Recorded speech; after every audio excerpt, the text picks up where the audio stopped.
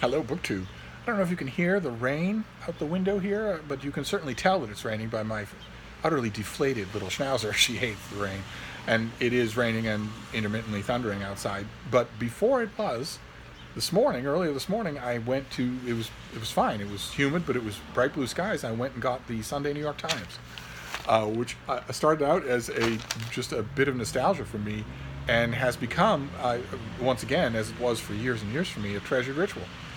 I thought when I originally started doing this that I would do it for a week or two and then nostalgia would wear off and I would go back to feverishly and aimlessly clicking on news links in my various social media, and I very much don't want to go back to doing that. This is much better. This is much better. Curating your news intake is essential to your mental health, I think, in 2019. So I went and got the paper, and I brought it back, and I reassembled it a bit. The store clerk assembles these things before they open in the morning. They don't come shipped like this. So I assembled it, make sure that I didn't have duplicate sections, that sort of thing. And I also ruthlessly pruned the stuff that I don't want. The style section is going to be of no interest to me. The local New York real estate section is going to be of no interest to me. No offense to David Murphy, but the business section is going to be no interest to me. So I prune those things, and then I have a finished paper. I have the thing that I'm going to read and that I'm going to drag you through because you haven't seemed to mind when I've done that every week. And, of course, the Tootsie Roll center of this whole thing. How many licks does it take? 1, 2, 3. The Tootsie Roll center is the book review. The New York Times Book Review, the Sunday Book Review, is the pinnacle of book reviewing in America, for good or ill. It's often lowbrow, it's often manipulative, it's often backstabbing, it's often mean girls or private jokes, but it's nevertheless the highest profile notice that a book is going to get. Any book is going to get anywhere. And that makes it of interest to me, just inherent interest to me. So that is the thing that I sort of save for last. And first I go through the rest of the paper. And I got to say, this time around, the rest of the paper was a bit on the depressing side. I don't want to read long articles about the 20 Democratic candidates for president shooting themselves in the foot. I don't want to read about the progressive wing of the Democratic Party alienating the voters it needs to get Trump out of office, and forgetting that is the prime goal here. The prime goal here is to get him out of office. And why? Well, you only have to look elsewhere in the New York Sunday Times to see why. See him fumbling and bumbling his way through trade agreements that will affect generations of Americans. See him lying, just outright lying about a vicious dictator, about the dictator of North Korea, saying that President Obama begged and begged to get a meeting with this guy and never did it. But I'm cool. He gave a meeting to me. Like that's anything to be proud of, and like it ever happened. It, of course, never happened. It's pretty depressing. And the really depressing stuff starts on the front page below the fold. An article about Sumatran orangutans. And how we're just marching towards their extinction. They're barely, considering that it takes years and years. Mother orangutans need about as long as mother humans to raise their infant. So considering that fact is true, and considering the speed with which logging and deforestation is happening in their environments, you can see utterly heartbreaking YouTube clips. I advise you not to see them because you can't unsee them.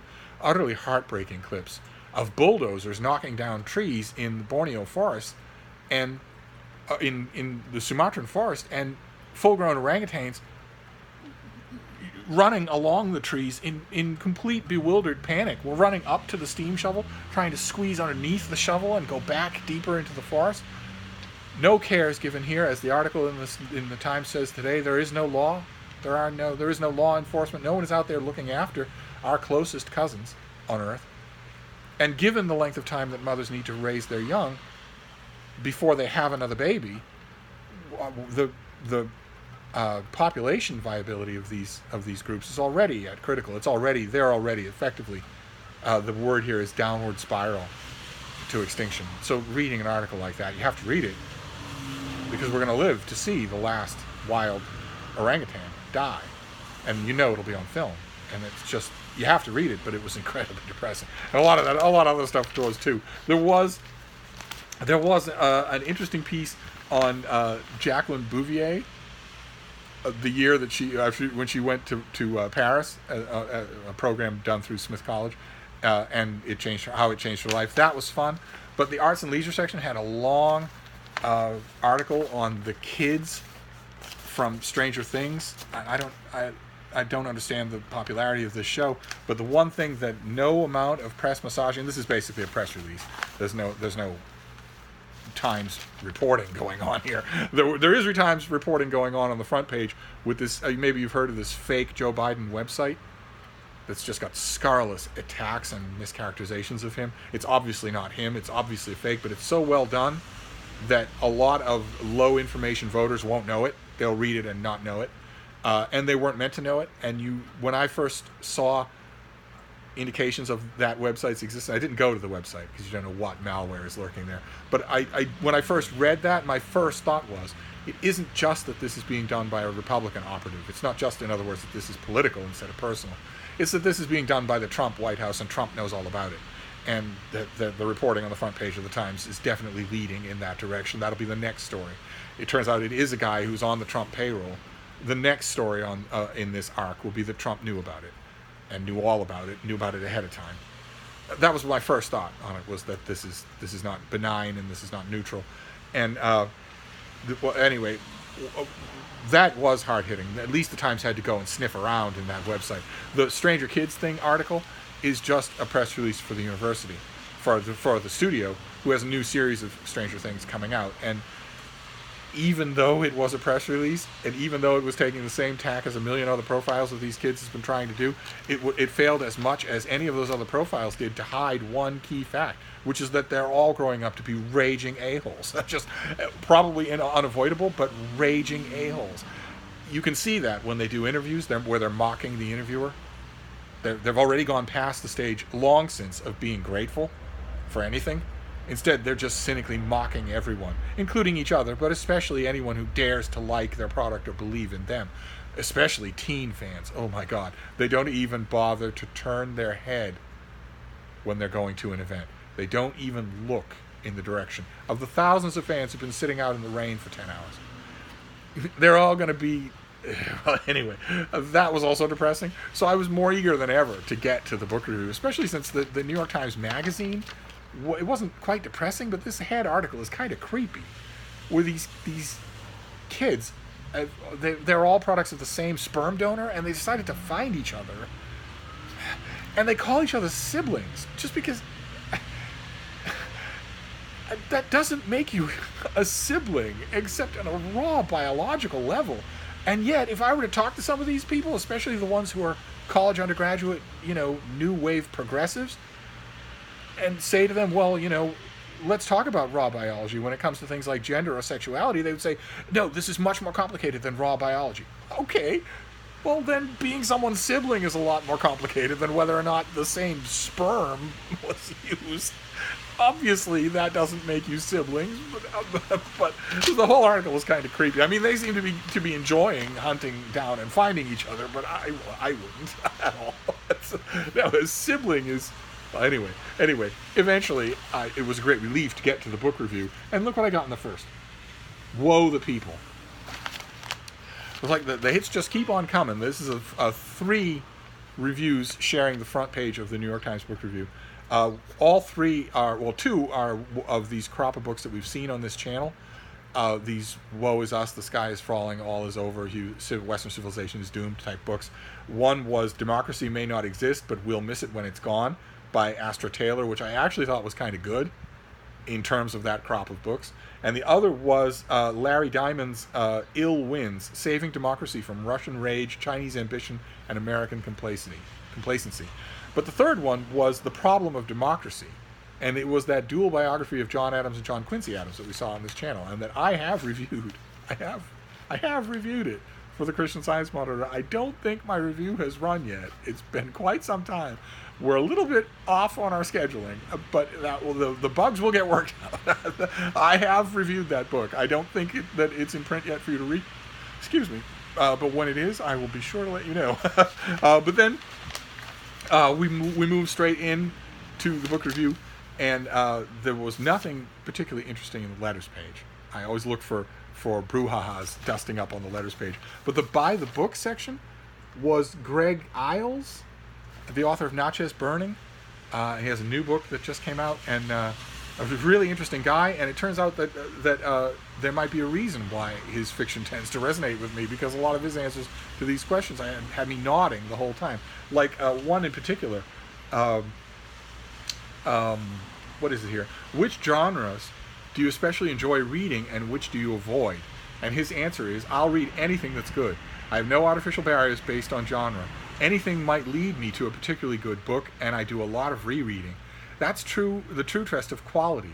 I've read the collected Aubrey and Maturin novels of Patrick O'Brian at least 4 times, and I still discover nuances I missed on every previous reading. As psychological character studies, they're tough to beat. I agree with that completely. But then when we get to the actual reviews themselves, John Barry reviews Spying on the South by Tony Horowitz, who recently just unexpectedly died. This is his book on Frederick Law Olmsted, traveling throughout the South and writing about it. The book is wonderful. I was really hoping to interview Tony Horowitz, and now I'm not going to get a chance to do that. And Michael Lind reviews This America, another little trend of books. The historians like Doris Kearns Goodwin and Joe Lepore have been writing these little books. David McCullough did one, I think, as well, that I reviewed, I believe, for the Martha's Vineyard Gazette.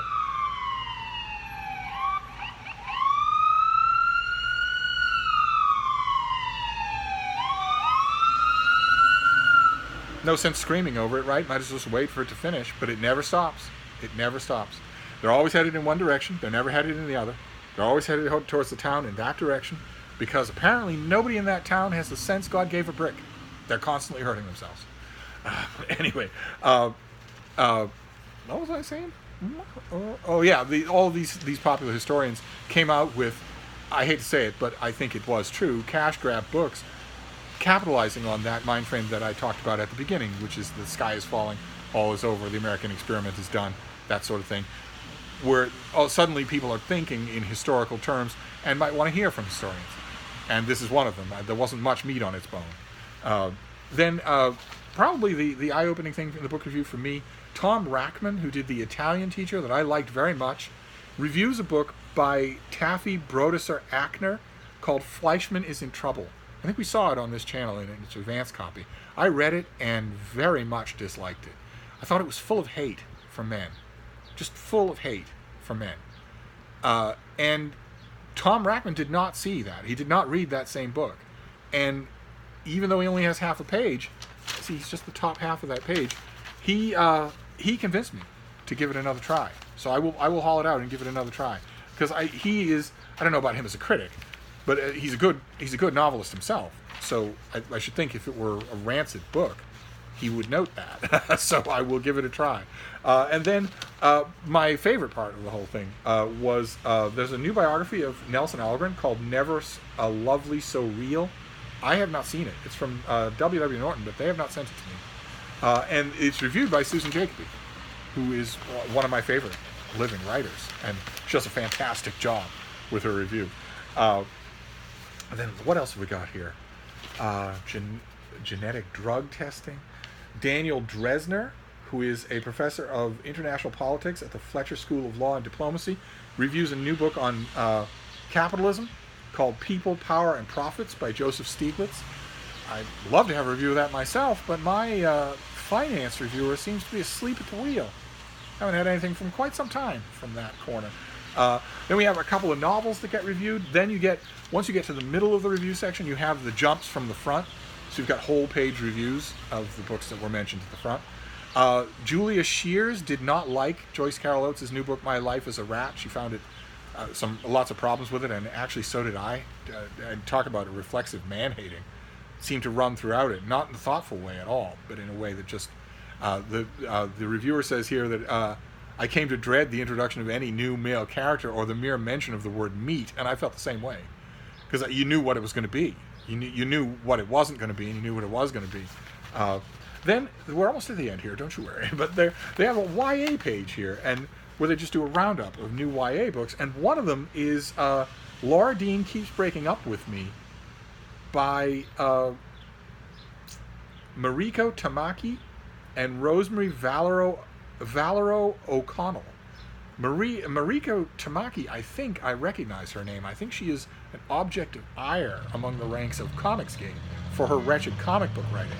But I don't know anything about her from YA, and the book sounds interesting in this description. And I did not get it. It's from First Second, and I have not seen it. So I'm going to have to find them and maybe see if they're willing to send me a copy and see if I like it too. And that is basically it. The back page this time around was devoted to, it's a picture tour of the Channel Island home of Victor Hugo that he took out of stubbornness, trying to wait out the rule of Napoleon III. So that was kind of interesting, but it doesn't belong in the book review. I'd much rather have had space devoted to, a book review. But that's it. That was the New York Sunday Times for the week that was. The front pages was mostly Unbroken Misery. The text of most of the paper was mostly Unbroken Misery, and a lot of the book review was mostly Unbroken Misery. But there were highlights. I'll take Susan Jacoby. That'll perk up a Sunday any day. So I'm going to wrap this up for now. But I'll be back. Thank you, BookTube.